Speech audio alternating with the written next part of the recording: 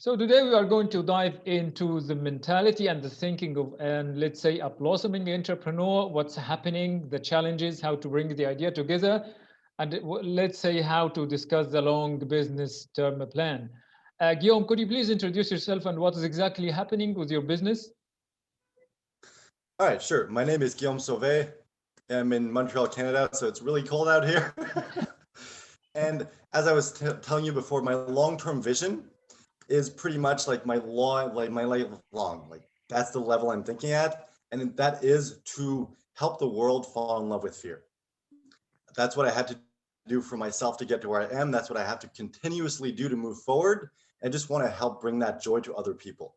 So that's why I'm doing this whole thing. I set myself the 20-year goal to become the world's best motivational speaker, to have that impact on people. And I'm coaching entrepreneurs who want to have that same impact. So that's why I'm doing everything that I'm doing. So my first question here, why did you choose this exact line of business? It's more like it chose me, because I used to be very introverted, very perfectionistic, people pleasing, shy, all those things holding me back. And eventually, I just couldn't take it anymore. In fact, there was a near death experience when I was 20, so 10 years ago, that just made me realize you have to like enjoy life, to go all out while you're still there. So since then, I've been overcoming fear after fear after fear and just teaching myself to fall in love with it. And it's pretty much like as a result of this that everything kind of fell into place. Okay, and throughout your experiences with fear, like what main lessons have you learned through the journey? So many lessons. The biggest one is that everything you want in life stands on the other side of fear. And the only way to get it is to just push through that fear.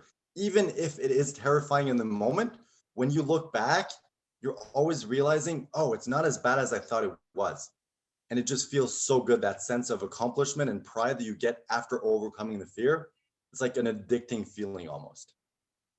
And what was your most challenging fear, if I may ask?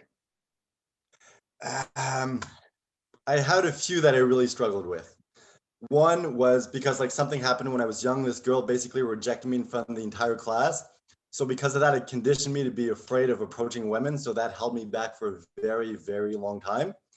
And I did so many challenges to overcome that. So that was my biggest one in the past. And at the moment, my biggest one for some reason is dancing. I don't know why I have this mental block for dancing. So that's what I'm working on at the moment. And how are you working on improving your dancing? Well, at the moment, in fact, my mentor challenged me to do a weekly dancing video and just share that on my Facebook page. So I'm doing that. And I'm just also kind of waiting for COVID to end and we can actually go back out and dance for real. So it's kind of, yes, I'm practicing, but I'm also waiting for the right moment. That is great to know. Okay, so why do you think like the other people would be interested in knowing more about your experience with fear and especially that you want to turn it into a business? It's because so many people hold themselves back. A lot of people, especially introverts like I used to be, have this desire to help other people, to share whatever that is for them. They have that desire inside and they just can't get it out. And the way to get it out is to overcome that fear, to overcome all those internal blocks, all those limitations. And that's what transformed my life. And I just want to help other people go through that same transformation. So my question here about fear, is it really something that may hurt you or is it just a thinking or a thought in a person's brain? Are you talking about the things holding us back or the fear Yes, itself? our fears, like what are their fears? What are they exactly? Like now you have come to overcome these fears. So is it only about ideas, about thinking, or is it something realistic? It really depends. When you look at it as a grand scheme, it's yes, there are good fears and bad fears. Good fears are the type of fears that you come face to face, let's say with a bear, it tells you to run. Yes, that's a good fear because it keeps you alive. But fears, let's say that it's like I was saying before, the fear of approaching women because of what happened when I was young, that fear wasn't good because logically, no, people don't reject you, nothing bad happens. So it's that internal fear, that habit that keeps playing and playing and playing as a result of what happened. That's a bad fear because it's holding me back and stopping me from moving forward. So it's once you understand the difference between a good fear and a bad fear, you can really see what are the fears I need to overcome and what are the ones that are good that I want to keep. Like, for example, the fear of not succeeding is a very good fear to have because it motivates you, keeps you moving forward. So it's like, it's all about figuring out what you want to overcome and then figuring out how to overcome it. And how are you preparing your program? Like, are you studying? Are you collecting your material? What exactly are you doing to change this into a business? Well, I mean, my past has taught me a lot, but of course, I'm continuously studying because passion, like basically fear is my passion. I didn't realize it until recently. And like now that I realize it, subconsciously, I've been studying that for years. But now that it's conscious thing, it's like, yes, I am reading books, podcasts, taking courses, studying what I do, and testing everything out on myself. Like as an example, recently, I'm like, I feel like I need to push myself even more. So I'm like, okay, what can I do to step out of my comfort zone? What do I not like to do? And can I force myself to do? So I'm like, okay, I don't like running and I don't like the cold. So I'm going to go run in the cold. So I set myself a 1 year goal to run 5 kilometers per day, 5 days per week for a full year. And that's basically more than I've run in my entire life previously. So it's like just figuring out how can I push through. And that's what I'm doing. So it's been 3 days. I'm exhausted. My body hurts every time I take a step, but I feel energized because I'm really pushing through those fears and those discomforts. That is great. And how are you building your business together? Like, what are your main requirements? Uh, Basically, it's like I want to, well, part of it is motivational speaking, which is telling stories, explaining what were the fears I had, how I overcame them, inspiring other people to do the same. That is one aspect. And also, I want to coach people. So it's like I want other people who have my kind of vision, like entrepreneurs who really want to impact the world, not just make money. It's like, yes, making money is good, but that's really not what I'm doing this.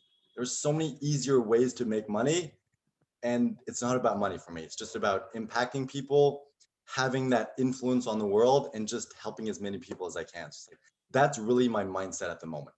And also respect myself and keep things simple so I can help people without burning myself out. Do you think you can say about yourself that now you are healthy? Physically or mentally, because that's two I different mean, things. my question is related to fear exactly, in particular. I feel that yes, the fears that I've overcome that was healthy, the fears that I chose to keep was also a healthy choice. But as with everything in life, it's a constant journey. I'm not like, hey, I've done it, I've overcome everything, I've arrived, I can stop now. It's like I know I've come a long way, but I know there's also a long way to go. So it's not like I'm deluding myself into thinking that I've made it. That's great. And what are your main goals for the next, let's say, 3 years?